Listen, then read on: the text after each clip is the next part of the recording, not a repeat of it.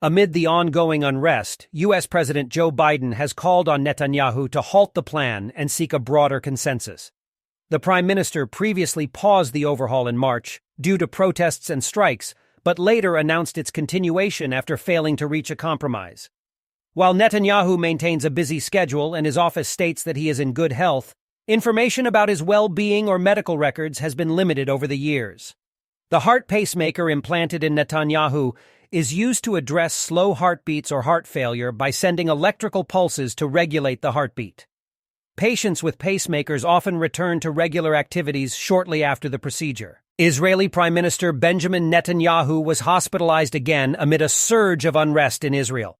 On Sunday, he underwent an emergency heart procedure and was in recovery. His office reported that the heart pacemaker implantation was successful, and he was expected to be discharged later that day. However, tensions escalated as lawmakers engaged in a marathon debate over a major piece of the government's contentious judicial overhaul plan, with a critical vote scheduled for Monday. Mass protests continued for 7 consecutive months, with hundreds of thousands of people demonstrating across Israel on Saturday night. The protesters camped near the Parliament building in Jerusalem, expressing their opposition to the proposed legislation. Netanyahu's sudden hospitalization added another layer of complexity to an already dramatic series of events, which are likely to have far-reaching consequences for Israel's future. The country's longest-serving leader is facing the worst domestic crisis of his tenure, causing economic turbulence, divisions in the military, and challenges to societal cohesion. Despite the hospitalization, the debate in the Knesset proceeded, and Simcha Rothman, a key driver of the overhaul, passionately criticized the courts during the session, arguing that they were undermining Israel's democratic principles.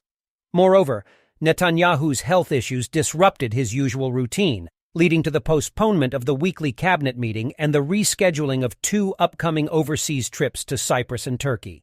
The situation in Israel continues to be tense, with last-minute efforts underway to find a resolution.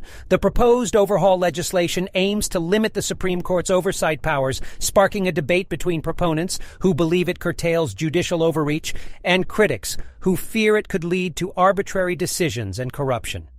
As protests persist and the pressure mounts on the government, military reservists have been declaring their refusal to serve under what they see as potential authoritarian rule, raising concerns about the military's preparedness.